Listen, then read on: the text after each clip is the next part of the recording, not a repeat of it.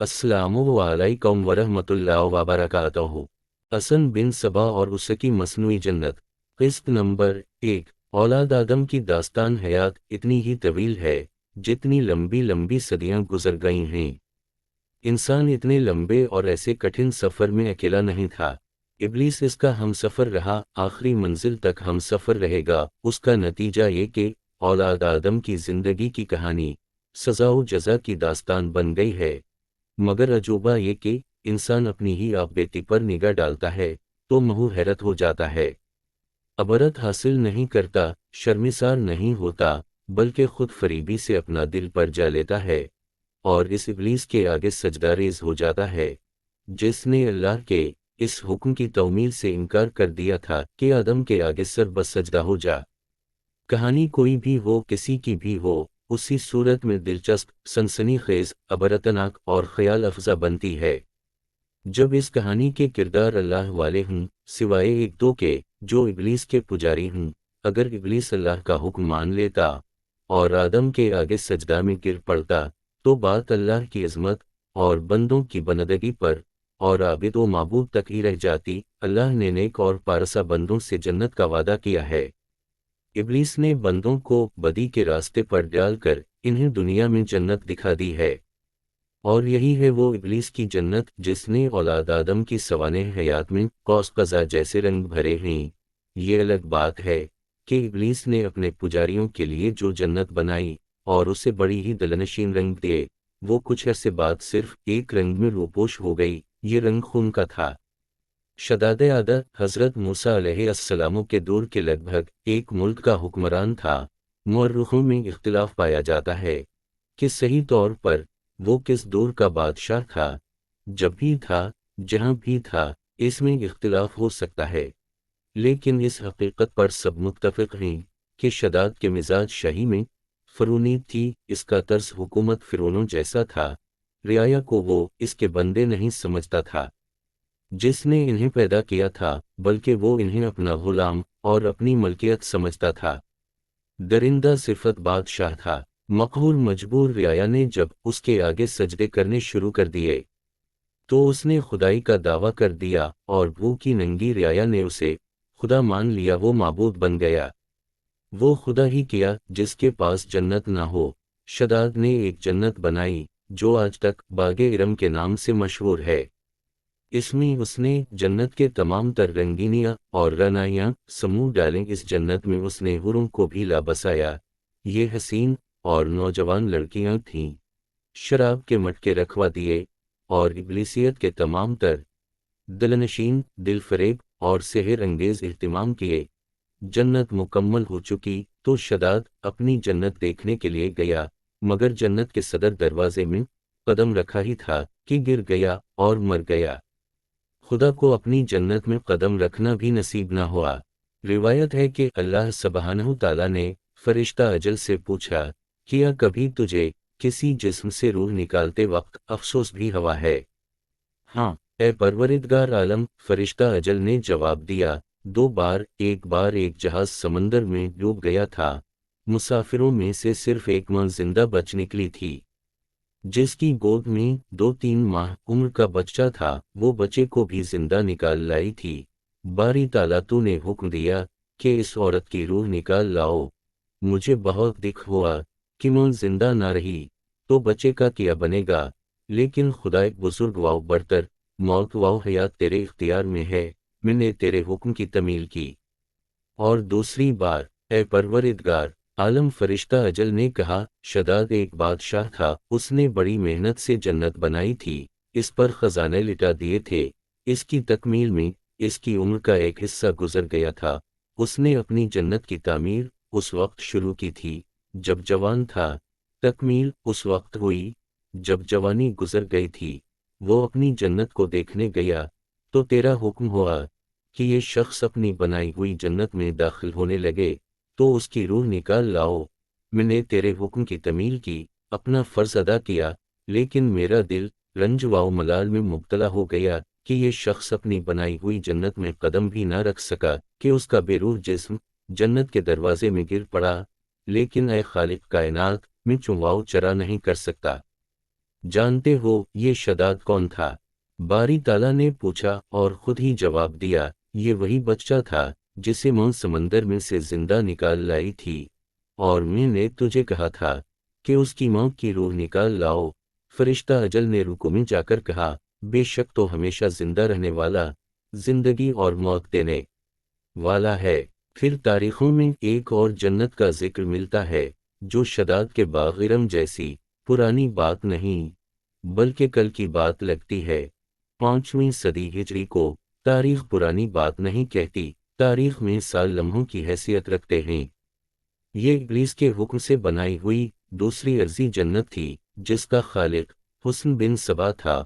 उसने खुदाई का दावा तो नहीं किया, लेकिन बल्ला खौफ तरदीद ये दावा करता था कि खुदावंद ताला इस पर वही नाज़िल करता है और बराह रास्त अहकाम देता है।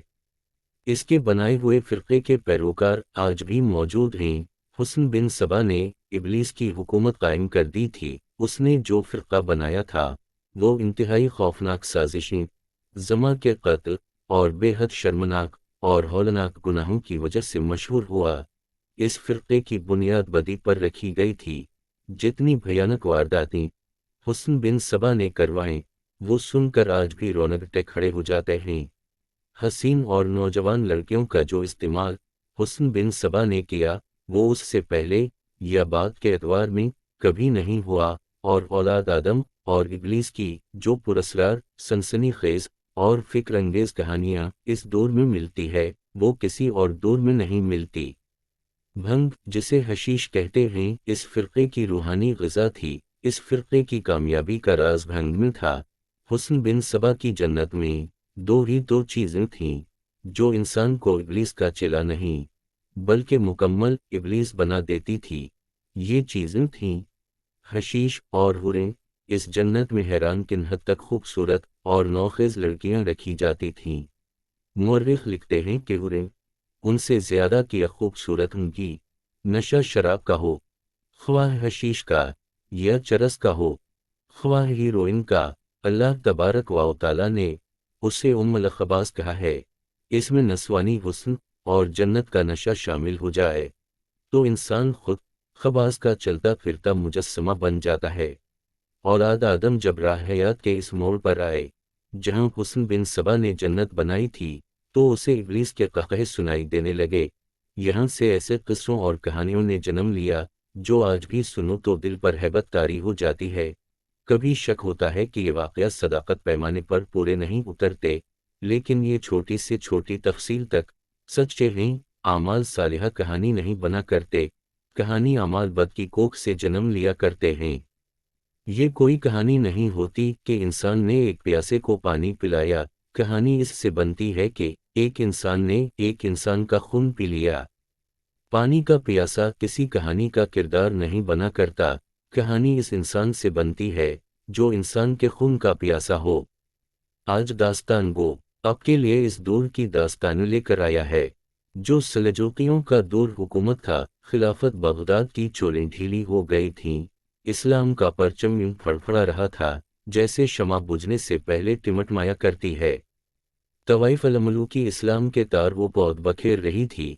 अहल सलीब परचम सितारा वाव हलाल को हमेशा के लिए गिरा देने को तूफान की तरह बढ़ रहे थे।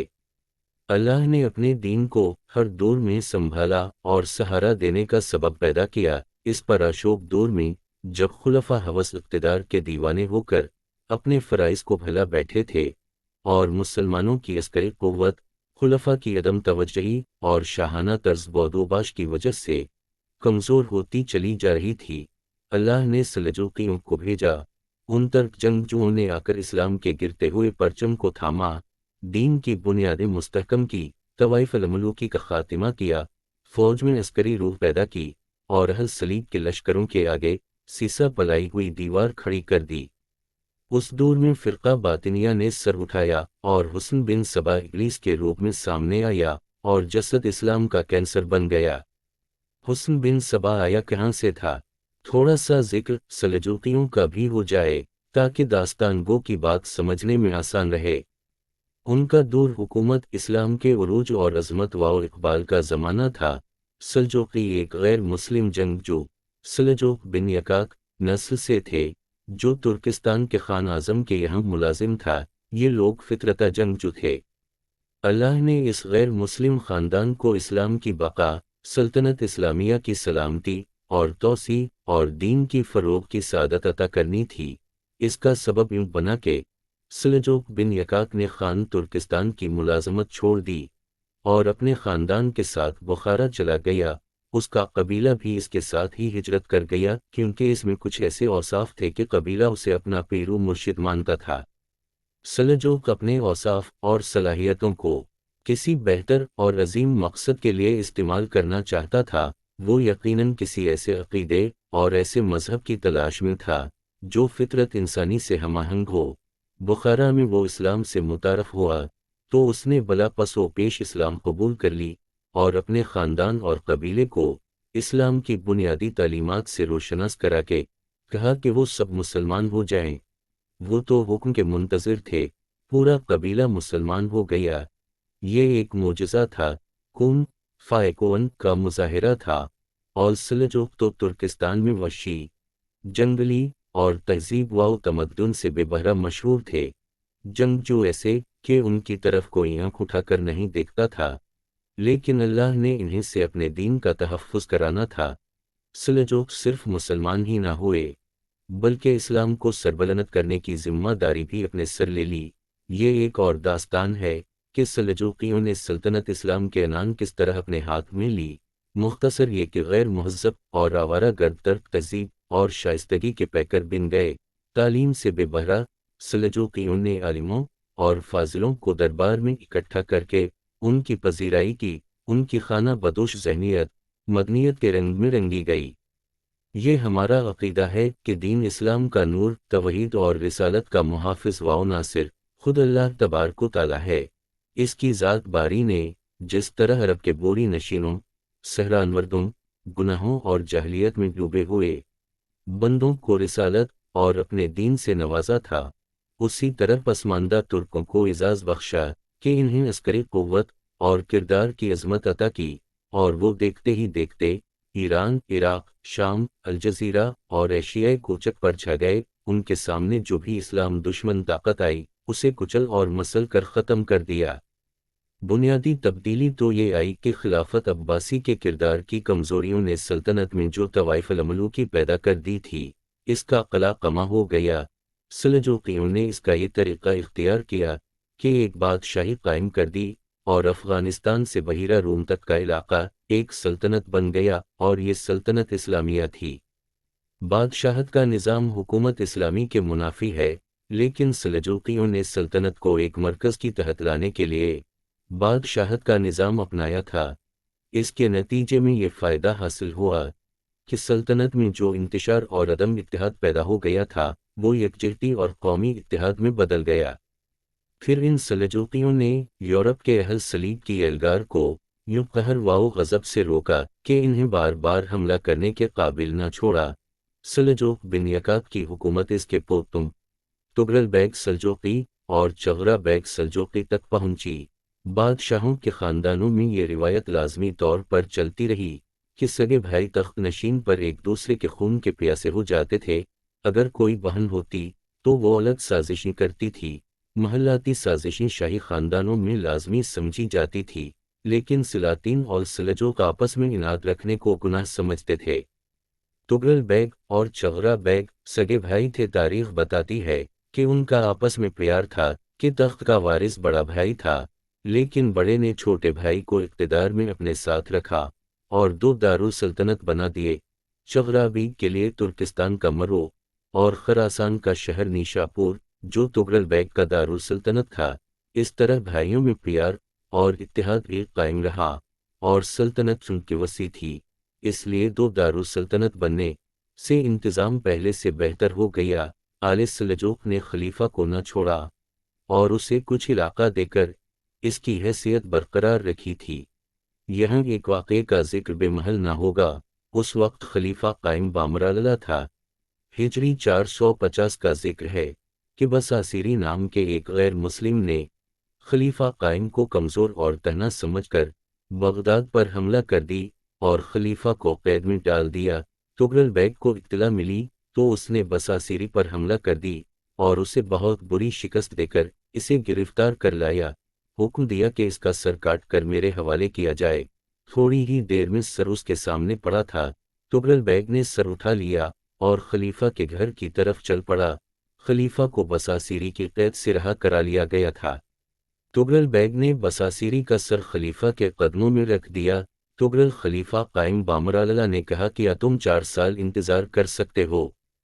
کیسا انتظار؟ تغرل بیگ نے پوچھا، میں اس احسان کا تمہیں صلہ دینا چاہتا ہوں جو تم نے مجھ پر کیا ہے۔ خلیفہ قائم نے کہا، پہلی بات یہ ہے محترم خلیفہ، تغرل بیگ نے کہا، کہ میں نے آپ پر احسان نہیں کیا، فرض ادا کیا ہے۔ دوسری بات یہ کہ میں 4 سال انتظار کا مطلب نہیں سمجھ سکا۔ میری ایک ہی بیٹی ہے۔ خلیفہ نے کہا، ابھی کم سن ہے، 12-13 سال عمر ہے، 4 سال بعد جوان ہو جائے گی تو اس کی شادی تمہارے ساتھ کراؤں گا۔ یہ ایسا انعام ہے یا تحفہ ہے جو میں کسی غیر عباسی کو نہیں دے سکتا۔ ہم اپنی لڑکیاں عباسی میں ہی بہاتے ہیں، تم سلجوقی ہو، لیکن تمہارے احسان کا صلہ اس سے کم نہیں دوں گا۔ میں نے اپنی بیٹی تمہیں دے دی، 4 سال بعد شادی ہو جائے گی۔ 4 سال بعد خلیفہ نے اپنی بیٹی کی شادی تغرل بیگ سے کر دی۔ بادشاہوں کے ہاں رواج یہ رہا ہے کہ انہیں وزیروں کی ضرورت نہیں ہوتی تھی، لیکن رسمی طور پر وہ ایک وزیر اعظم اور برائے نام 2-3 وزیر رکھ لیتے تھے۔ حکم تو بادشاہ کا چلتا تھا، وزیر تائید اور خوشامد کرتے تھے، ان کے مشیر بھی حاشیہ بردار اور جی حضوری ہوتے تھے۔ بادشاہ ان سے رسماً کسی کام یا کسی مسئلے کا مشورہ لیتا تو وہ بادشاہ کی مرضی اور مزاج کے مطابق مشورہ دیا کرتے تھے، لیکن سلجوقیوں کے یہاں یہ رواج نہیں تھا۔ سلاطین آل سلجوق علم و فضل کے قدردان تھے۔ ان کی کامیابی کی بنیادی وجہ یہی تھی کہ وہ بادشاہوں جیسے دربار نہیں لگاتے تھے، اس لیے وہ خوشامدیوں اور درباریوں کی ضرورت ہی محسوس نہیں کرتے تھے۔ ان کے فیصلے 2 ٹوک اور اٹل ہوتے تھے۔ شغرا بیگ اور تغرل بیگ کا دور حکومت تھا، جنہوں نے 2 دارالسلطنت بنا لیے تھے۔ شغرا بیگ مرو میں تھا۔ ایک روز ایک جوان سال آدمی اس کی ملاقات کے لیے آیا۔ اس شخص کا لباس بتا رہا تھا کہ وہ معمولی سا کوئی سوالی نہیں، وہ کوئی عالم یا کسی اونچے درجے کے خاندان کا فرد لگتا تھا۔ سلطان کو کیا بتاؤں آپ کو نہیں؟ دربان نے پوچھا، اور غرض ملاقات کیا ہے؟ میرا نام خواجہ حسن توسی ہے، ملاقاتی نے بتایا، نیشا پور سے آیا ہوں، نیشا پور کے امام موافق کا شاگرد ہوں، ان کے مدرسے سے فارغ التحصیل ہو کر آیا ہوں، فقیہ اور محدث ہوں، غرض ملاقات سلطان کو بتاؤں گا۔ دربان کے لیے حکم تھا کہ کوئی عالم ملاقات کے لیے آ جائے تو اسے روکا نہ جائے، چنانچہ دربان نے اندر جا کر سلطان چغرا بیگ کو اطلاع دی۔ کیا وہ فقیہ اور محدث لگتا ہے؟ سلطان نے پوچھا۔ ہاں سلطان محترم، دربان نے جواب دیا، زبان شائستہ اور لباس عالمانہ ہے، چہرے سے مہذب لگتا ہے، تو اسے اتنی دیر باہر کھڑا رکھنا خلاف تہذیب ہے۔ سلطان نے کہا، اسے فوراً اندر بھیج دو۔ چند لمحوں بعد خواجہ حسن توسی سلطان چغرا بیگ کے سامنے کھڑا تھا۔ سلطان نے اسے احترام سے بٹھایا۔ اے نوجوان، سلطان نے پوچھا، میں کیسے مان لوں کہ تو امام موافق کا شاگرد ہے؟ ہم جانتے ہیں امام موافق کی شاگردی کتنا بڑا اعزاز ہے، میرے پاس سند ہے۔ خواجہ توسی نے سند سلطان کے حوالے کرتے ہوئے کہا، میں نے فقہ اور حدیث کی اور دیگر دینی امور کی تعلیم پائی ہے۔ کیا تو فارغ التحصیل ہو گیا ہے؟ سلطان نے پوچھا۔ نہیں، سلطان علی مقام خواجہ توسی نے جواب دیا، میں مدرسے سے فارغ ہوا ہوں، تحصیل علم سے نہیں۔ علم ایک سمندر ہے، موتی اسی کے ہاتھ آتا ہے جو اس سمندر میں غوطہ زن ہو کر تہ سے سیپی اٹھا لانے کا عزم رکھتا ہے۔ سلطان چغرا بیگ کچھ متاثر ہوا۔ ہم دیکھنا چاہتے ہیں کہ تو کتنا کچھ دانشمند ہے۔ سلطان نے کہا، کتابیں علم دے سکتی ہے، عقل نہیں، تو اپنے آپ کو کتنا دانشمند سمجھتا ہے؟ سلطان محترم، خواجہ حسن توسی نے کہا، انسان اتنا ہی احمق ہے جتنا وہ اپنے آپ کو دانشمند سمجھتا ہے، اور انسان اتنا ہی چھوٹا ہے جتنا وہ اپنے آپ کو بڑا سمجھتا ہے۔ یہ فیصلے دوسرے کیا کرتے ہیں کہ فلاں احمق اور فلاں دانشمند ہے۔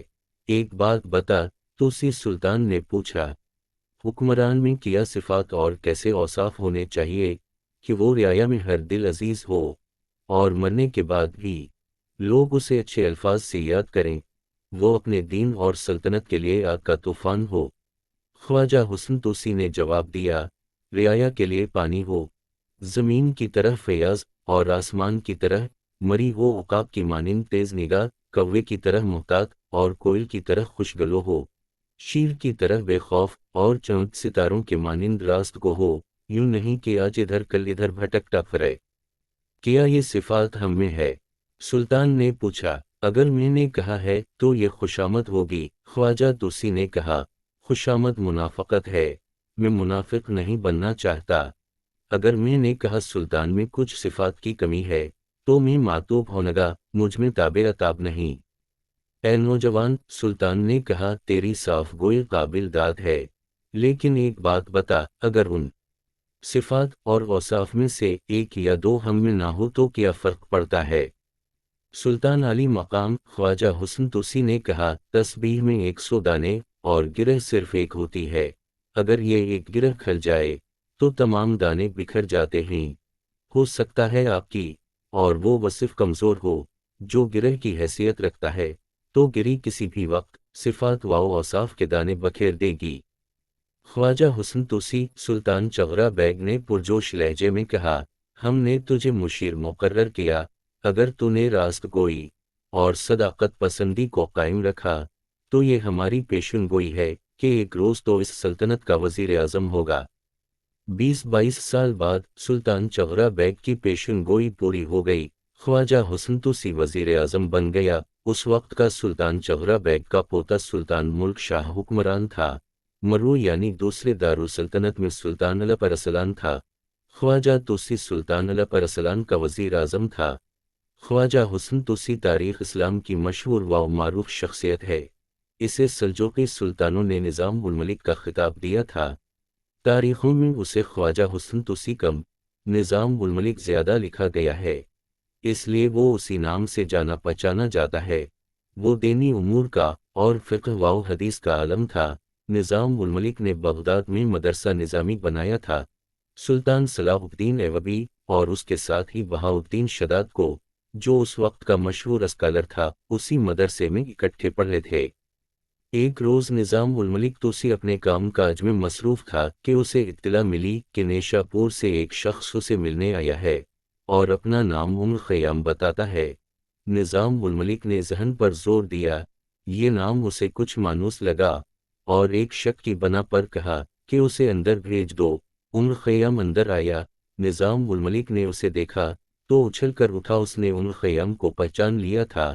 دونوں اس طرح بغلگیر ہو کر ملے جیسے لمبی مدت کے بچھڑے ہوئے دوست ملا کرتے ہیں۔ وہ تھے ہی پرانے اور بچھڑے ہوئے دوست، امام موافق کے مدرسے میں ہم جماعت تھے۔ اس مدرسے کے متعلق تاریخوں میں لکھا ہے کہ طلبہ کم ہوا کرتے تھے اور جو بھی طالب علم امام موافق کی شاگردی سے فارغ ہوتا تھا وہ حکومت یا معاشرے میں اونچے درجے پر فائز ہو جاتا تھا۔ اس کی ایک مثال خواجہ حسن توسی کی تھی، جو سلطنت سلجوقی کا وزیر اعظم بنا، نظام الملک کا خطاب پایا اور تاریخ میں آج تک اس کا نام زندہ ہے اور تابد زندہ رہے گا۔ پھر ایک اور مثال خیام کی ہے۔ خیام کی ربائی آج بھی مشہور ہیں، اردو میں بھی ان ربائی کا ترجمہ ہوا ہے اور انگریزی میں بھی۔ اس طرح خیام اردو اور انگریزی ادب کا ایک مقبول شاعر بن گیا ہے۔ خیام کوئی عام قسم کا شاعر نہ تھا، وہ فلسفی شاعر تھا۔ اس کی رباعیوں میں نسوانی حسن کی رعنائیاں تو بہت ہیں، لیکن ان رباعیوں میں زندگی کا فلسفہ اور دانش ہوتی تھیں۔ اس کی رباعی خیال کی گہرائیوں کی بدولت آج بھی زندہ ہیں۔ یہی نہیں، خیام حکیم بھی تھا، اس نے حکمت کی پریکٹس ہی نہیں کی تھی بلکہ بعض لاعلاج امراض کی دوائیاں بھی ایجاد کی تھیں۔ ایک روایت یہ بھی ہے کہ خیام نے آب حیات بھی تیار کر لیا تھا جو ہر مرض کی دوا اور لامحدود عمر کا ضامن تھا، لیکن یہ محض روایت ہے، کسی بھی مورخ نے آب حیات کا ذکر نہیں کیا۔ یہ تھا خیام جو اپنے پرانے ہم جماعت خواجہ حسن توسی نظام الملک سے ملنے آیا تھا۔ یہاں یہ بتانا بھی ضروری ہے کہ خیام کسی امیر باپ کا بیٹا نہیں تھا۔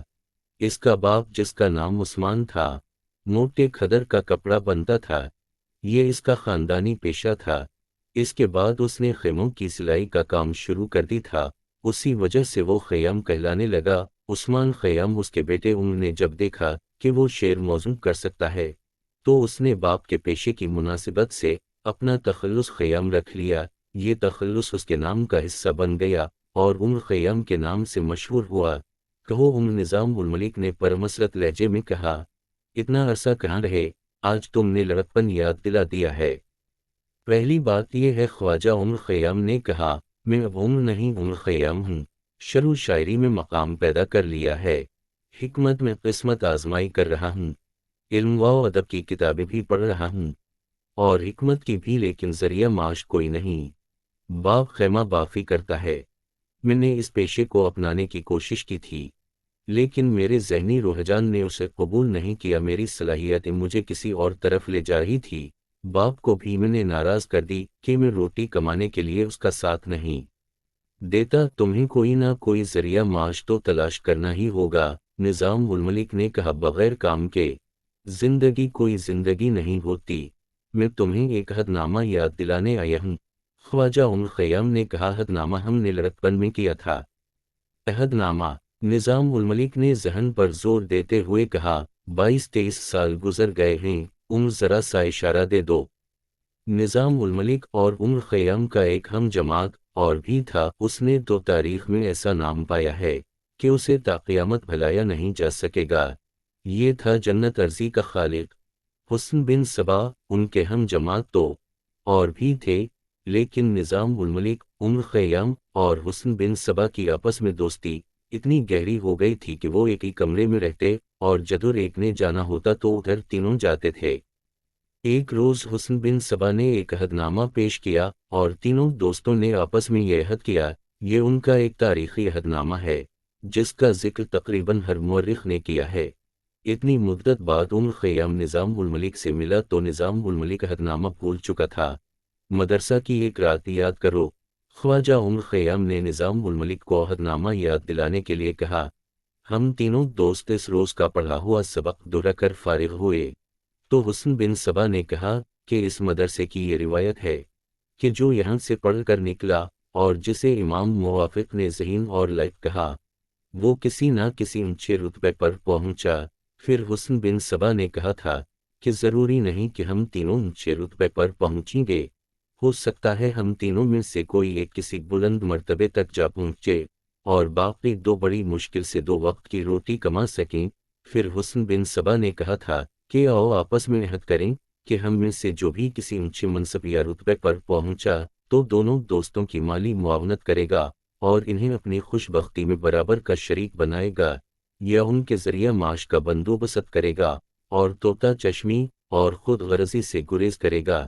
ہم تینوں نے پوری سنجیدگی اور سچے دل سے عہد و پیمان کیے تھے کہ ایسا ہی ہوگا۔ ہاں، نظام الملک نے مسکراتے ہوئے کہا، مجھے یاد آ گیا ہے، جہاں تک مجھے یاد ہے میں نے سب سے زیادہ پرجوش طریقے سے عہد کیا تھا کہ مجھے اللہ نے کوئی بڑا رتبہ دے دیا اور میرے دونوں دوستوں کو میری ضرورت محسوس ہوئی تو میں ان کی مالی اور ہر طرح کی معاونت کروں گا۔ تو پھر خواجہ عمر خیام نے کہا، میں تمہیں بتا چکا ہوں کہ اتنا عرصہ میرا کوئی ذریعہ معاش نہیں بنا، میں اس کا کچھ بندوبست کر دوں گا۔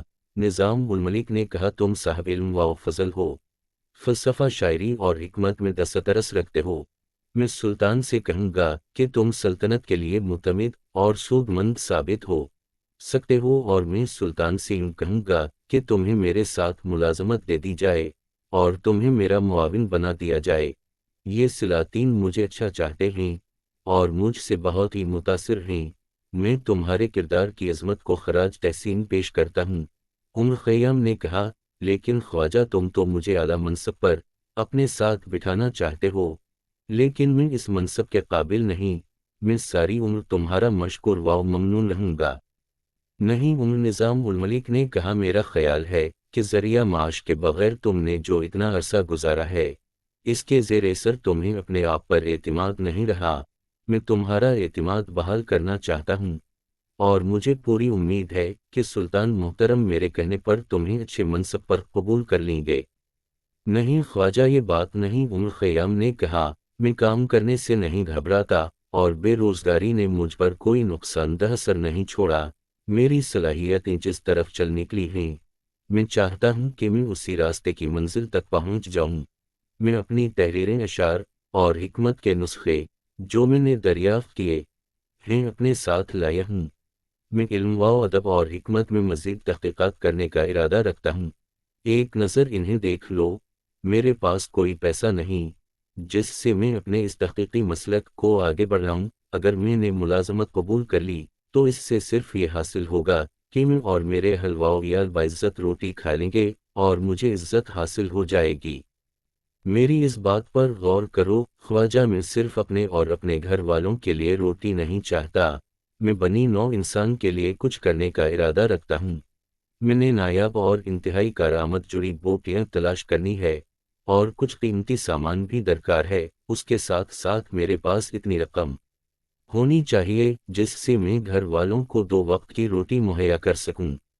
نظام الملک نے اس کے کاغذات کا پلندہ دیکھا، تب اسے اندازہ ہوا کہ یہ شخص علم و ادب کے لیے اور حکمت کے لیے کتنا بڑا کام کر رہا ہے، اور اگر اسے مالی معاونت مل جائے تو بنی نوع انسان کے لیے اس کی یہ کاوش بہت ہی سود مند ثابت ہوگی۔ چنانچہ اس نے خیام کو اپنے ہاں مہمان رکھا اور اس کا یہ تحقیقی کام سلطان الپ ارسلان کو دکھایا اور اسے اس تحقیق کی افادیت اور اہمیت بتائی۔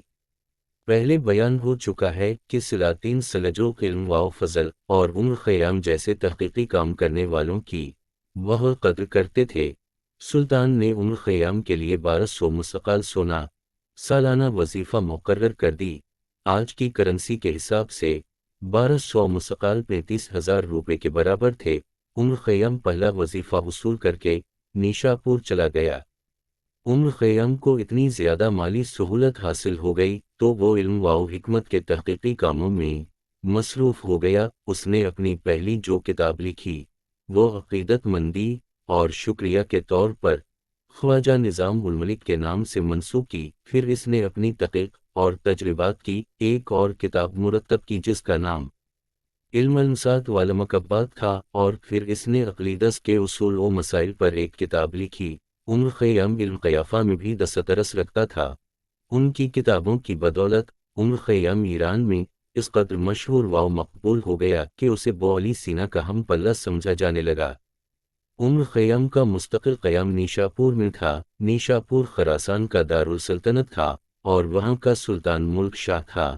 ملک شاہ ارباب علم نور اہل نظر کا اتنا قدردان تھا کہ اس نے خیام کی شہرت سنی تو اسے نیشاپور بلایا اور اسے اصلاح تقویم کی ذمہ داری سونپ دی۔ خیام علم العداد میں بھی دسترس رکھتا تھا۔ اس علم میں اس نے خاصی اصلاح و ترمیم کی۔ یہ تھا خیام جیسے خواجہ حسن توسی نظام الملک نے بامعروج پر پہنچایا۔ ان کا ایک تیسرا دوست بھی تھا، حسن بن صبا۔ ہم ذرا پیچھے چلتے ہیں۔ جہاں خیام نظام الملک کے پاس مرو گیا تھا، خیام نے نظام الملک کو مدرسے کے دور کا عہد نامہ یاد دلایا تو حسن بن صبا کا ذکر آیا۔ کیا جانتے ہو وہ کہاں ہے؟ نظام الملک نے پوچھا۔ میں اتنا ہی جانتا ہوں کہ وہ رے چلا گیا تھا۔ خیام نے جواب دیا، وہ وہیں کا رہنے والا تھا۔ تمہیں یاد ہوگا وہ خاصا ہوشیار اور چالاک ہوا کرتا تھا۔ تمہیں شاید یاد نہ ہو، اس نے مدرسے کے ایک لڑکے کے کچھ پیسے چرا لیے تھے۔ ہم دونوں نے اس کی وکالت کی تھی کہ حسن چور نہیں ہو سکتا، لیکن اس نے یہ چوری کی تھی، پھر بھی ہم نے اسے دوست بنائے رکھا تھا۔ نظام الملک نے کہا، مجھے یاد آ گیا، اس میں کوئی ایسی بات ضرور تھی جو ہمیں اتنی اچھی لگتی تھی کہ میں اس کے بغیر اپنے آپ کو ادھورا سمجھتا تھا۔ یہ اس کی زبان کا کمال تھا۔ خیام نے کہا، بولتے تو ہم بھی ہیں، لیکن جب وہ بولتا تھا تو کچھ اور ہی تاثر پیدا ہوتا تھا۔ ویسے بھی وہ خوبرو تھا، اس کی آنکھوں میں کوئی ایسی تاثیر تھی کہ وہ آنکھوں میں آنکھیں ڈال کر بات کرتا تھا تو سننے والا بلّا پسواؤ پیش اس کی بات مان لیتا تھا۔ دونوں دوست حسن بن صبا کی باتیں کرتے رہے۔ 2-3 دنوں بعد خیام چلا گیا۔ 4-5 دن گزرے ہوں گے کہ نظام الملک کو اطلاع ملی کہ رے سے ایک آدمی اسے ملنے آیا ہے۔ اپنا نام حسن بن صبا بتاتا ہے۔ حسن بن صبا، نظام الملک نے بڑے اشتیاق سے کہا، اور اٹھتے ہوئے بولا اسے فوراً اندر بھیجو۔ حسن بن صبا اندر آیا تو نظام الملک کو اپنے استقبال کے لیے دروازے میں کھڑا پایا۔ دونوں ہم جماعت دوست قادر بغل گیر رہے۔ میں نے سنا کہ میرا دوست وزیر اعظم ہو گیا ہے تو میں خوشی سے پھٹنے لگا۔ حسن بن صبا نے کہا، میں اٹھ دوڑا کہ اپنے لڑکپن کے جگری یار کو وزارت عظمی کی مسند پر بیٹھا دیکھو، وہ تو تم نے دیکھ لیا ہے۔ نظام الملک نے کہا، یہ بتا یہ 22-23 سال کہاں رہے اور ذریعہ معاش کیا ہے؟ خاک ہے میرا ذریعہ معاش۔ حسن بن صبا نے کہا، بہت قسمت آزمائی کی، مصر تک گیا لیکن قسمت نے کہیں بھی ساتھ نہ دیا۔ کچھ دنوں کے لیے روزگار ملا، پھر وہی بے روزگاری۔ ایک جگہ گیا تو مجھے بہت اچھا جواب ملا۔ مجھے کہا گیا کہ تم نے تعلیم ایسی اور اتنی زیادہ پائی ہے کہ تم کوئی چھوٹی نوکری نہیں کر سکتے، اور اسی وجہ سے تمہارا دماغ تجارت کو بھی قبول نہیں کرتا۔ ہاں، حسن نظام الملک نے کہا، اس شخص نے دانش مندی کی بات کی ہے۔ امام موافق کا شاگرد کوئی عام سی نوکری نہیں کر سکتا اور وہ دکانداری بھی نہیں کر سکتا۔ ہمارا دوست عمر آیا تھا، وہ اب عمر خیام ہے۔ اس نے فلسفہ، علم و ادب اور حکمت میں بہت کام کیا ہے، لیکن ذریعہ معاش کوئی نہیں۔ ہاں ہاں، عمر، حسن بن صبا نے کہا، ہمارا پیارا دوست، اسے فلسفی اور شاعر ہی بننا تھا۔ اس نے مجھے عہد نامہ یاد دلایا تھا۔ نظام الملک نے کہا، میں تو اس عہد نامے کو بھول گیا تھا جو ہم تینوں دوستوں نے ایک رات مدرسے میں کیا تھا۔ پھر تم نے اس کے لیے کچھ کیا ہے؟ ہاں، حسن نظام الملک نے کہا، میں نے اس کے لیے سالانہ وظیفہ منظور کرا لیا ہے۔ میں بھی تمہیں وہی عہد نامہ یاد دلانے آیا ہوں۔ حسن بن صبا نے کہا، لیکن مجھے وظیفہ نہیں چاہیے، مجھے اپنی تعلیم اور خاندانی حیثیت کے مطابق ملازمت چاہیے۔ میں دوستی کا حق ادا کروں گا۔ حسن نظام الملک نے کہا، اور میں لڑکپن کے عہد نامے کا پورا پاس کروں گا۔ تم سلطان سے ملنے کے لیے تیار ہو جاؤ، میں اس کے ساتھ پہلے ہی بات کر لوں گا۔ معروف تاریخ نویس ابن نصیر نے چند ایک مورخوں کے حوالے سے لکھا ہے کہ وہ عہد تفریح کا ایک عہد نامہ تھا جس کی حیثیت ایک مذاق سے بڑھ کر کچھ بھی نہیں تھی۔ نہ ہی یہ عہد نامہ قرآن پر ہاتھ رکھ کر حلفیہ کیا گیا تھا، لیکن نظام الملک صاحب کردار اور دیندار آدمی تھا۔ سلطان چغرہ بیگ نے اس میں یہی اوصاف دیکھ کر اسے اعلیٰ منصب پر فائز کیا تھا، اور انہی اوصاف کے بدولت وہ سلطنت کا وزیر اعظم بن گیا تھا۔ اس نے لڑکپن کے عہد نامے کا اتنا پاس کیا کہ سلطان کے آگے حسن بن صبا کے کردار، تعلیم اور دانشمندی ایسے انداز سے بیان کی کہ سلطان متاثر ہو گیا۔ اس نے حسن بن صبا سے کہا وہ اسے سلطان سے ملوائے گا اور وہ اپنی تعلیم اور دانشمندی کا پراثر مظاہرہ کرے۔ حسن بن صبا فن گفتگو کا تو استاد تھا۔ نظام الملک نے اسے سلطان کے سامنے پیش کیا تو اس نے زبان کا جادو چلا کر سلطان کو متاثر کر لیا۔ اس کا راستہ تو نظام الملک نے پہلے ہی صاف کر دیا تھا۔ یہ فیصلہ وزیر اعظم کو کرنا چاہیے کہ اس دانشمند شخصیت کو کس منصب پر فائز کیا جائے۔ سلطان نے کہا، میں حسن بن صبا کو سلطان عالی مقام کے متمد خاص کے رتبے سے کم درجے کا کوئی نہیں سمجھتا۔ نظام الملک نے کہا، سلطان عالی مقام کو ایک متمد خاص کی ضرورت بھی ہے، ہمیں منظور ہے۔ سلطان نے کہا، آپ انہیں رکھ لے اور انہیں اچھی طرح بتا دیں کہ ان کا کام کیا ہوگا۔ انہیں تمام تر امور سلطنت سمجھا دیں، کچھ دن اپنی نگرانی میں رکھیں۔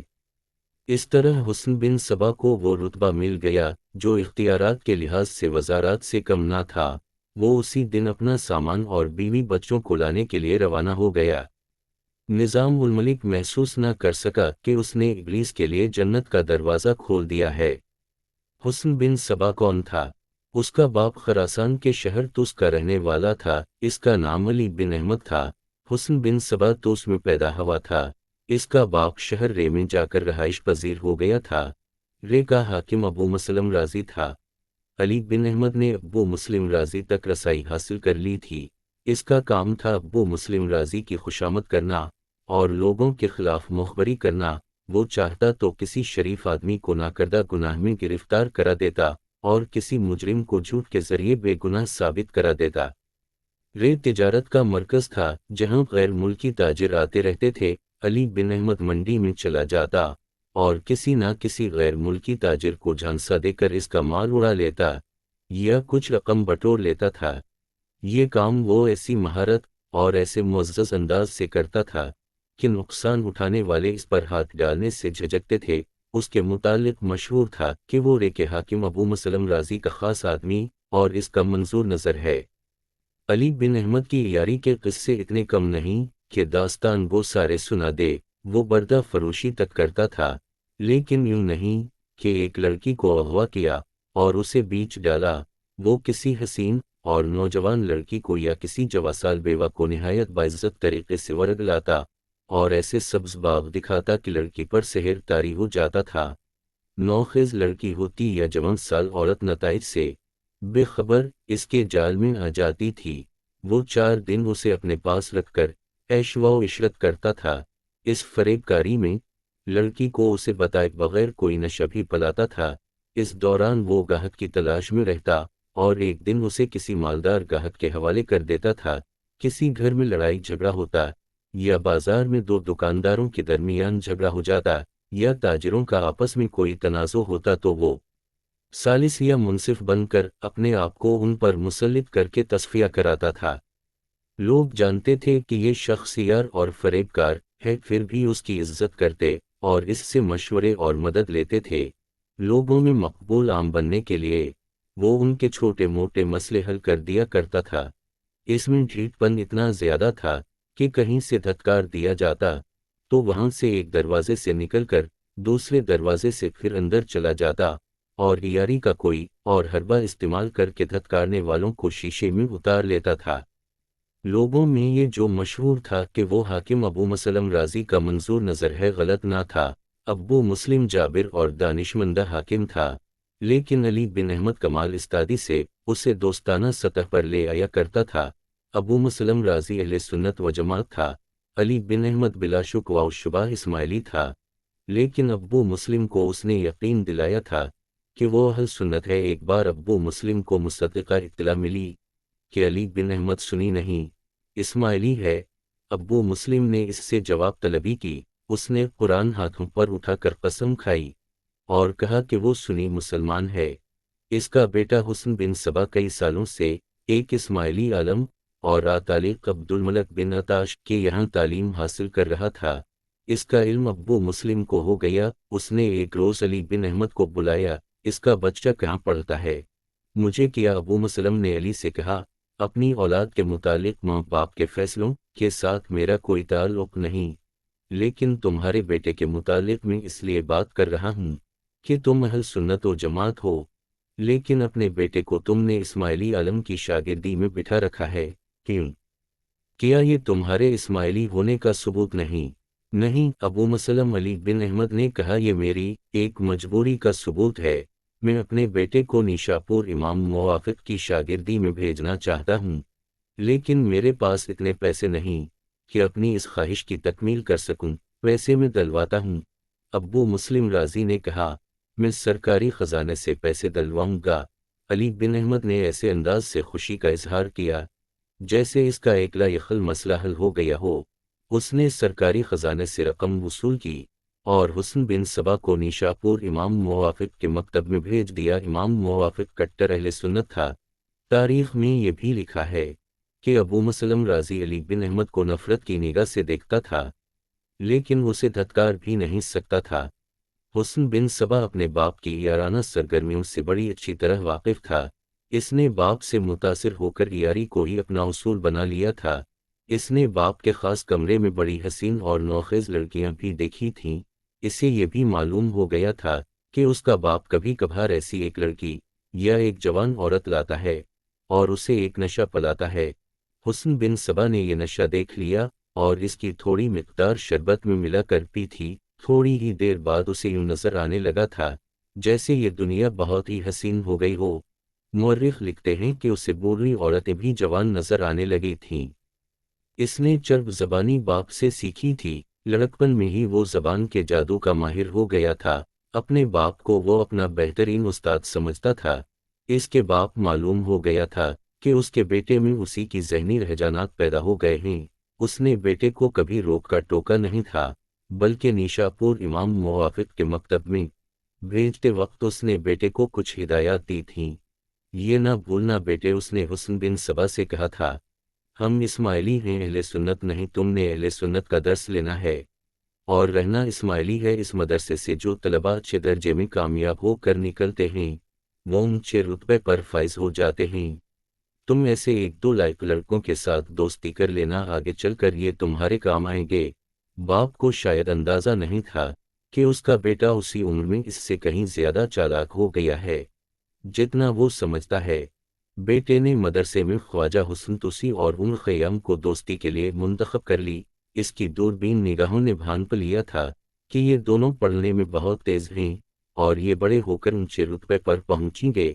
آئمہ تلبیس میں واضح طور پر لکھا ہے کہ تینوں دوستوں میں یہ جو معاہدہ ہوا تھا کہ جو دوست کسی اعلیٰ منصب پر فائز ہو گیا وہ دونوں دوستوں کی مدد کرے گا اور اپنے مال و دولت میں بھی انہیں شریک سمجھے گا۔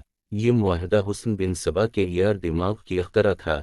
اس عہد نامے سے ام خیام نے بھی فائدہ اٹھایا، لیکن وہ جائز فائدہ تھا۔ ام خیام کے شاہکار آج تک زندہ ہیں، لیکن حسن بن سبا نے نظام الملک سے اس عہد نامے کا جو فائدہ اٹھایا وہ ایک ابلیس کا کارنامہ تھا۔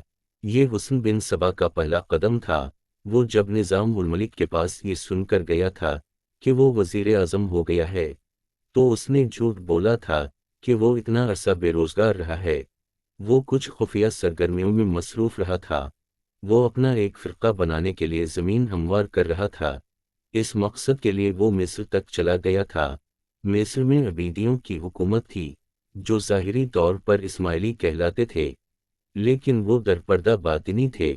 وہاں بات چیت کر کے واپس رہ گیا۔ کچھ دنوں بعد عبیدیوں کا ایک وفد اس کے پاس رہ آیا۔ وفد چلا گیا تو ابو مسلم رازی کو اطلاع ملی اور اسے حسن بن سبا کے عزائم معلوم ہوئے۔ ابو مسلم نے حسن بن سبا کی گرفتاری کا حکم دے دیا۔ حسن بن سبا کو قبل از وقت پتہ چل گیا اور وہ بھاگ گیا۔ وہ اس وقت زمین دوز روپوشی سے ابھرا جب وہ نظام الملک کی مروت اور کوششوں سے سلطان ملک شاہ کے معتمد خاص کا منصب حاصل کر چکا تھا اور وہ اپنا سامان اور اپنی بیوی بچے لینے آیا تھا۔ ابو مسلم خاموش ہو گیا۔ اس وقت اس کا باپ بستر مرگ پر پڑا تھا۔ حسن بن سبا نے آ کر اسے خوشخبری سنائی کہ اسے یہ رتبہ مل گیا ہے۔ اب میں سکون سے مروں گا۔ باپ نے کہا، میں تمہیں اسی منصب پر دیکھنا چاہتا تھا۔ جانتے ہو اب تمہیں کیا کرنا ہے؟ جانتا ہوں، حسن بن سبا نے کہا، سب سے پہلے نظام الملک کو اس کرسی سے اٹھانا، محل سے نکلوانا اور خود وزیر اعظم بننا ہے۔ شاباش، باپ نے کہا، تم دروازے میں داخل ہو گئے ہو، اہم کمروں پر قبضہ کرنا تمہارا کام ہے۔ یاد رکھو بیٹے، بدی میں بڑی طاقت ہے، اس سے زیادہ طاقت عورت اور نشے میں ہے۔ ان دو چیزوں کے ذریعے تم دنیا کے سب سے زیادہ طاقتور بادشاہ کو اپنے قدموں میں بٹھا سکتے ہو۔ باپ کو ہچکی آئی اور اس کے ناپاک جسم سے روح نکل گئی، لیکن وہ اپنی ابلیسیت اپنے بیٹے میں منتقل کر گیا۔ یہاں سے عورت اور نشے کی یاری اور بدی کی ایسی داستان نے جنم لیا جن سے زمین و آسمان کانپ اٹھے۔ آج بھی سنو تو رونگٹے کھڑے ہو جاتے ہیں۔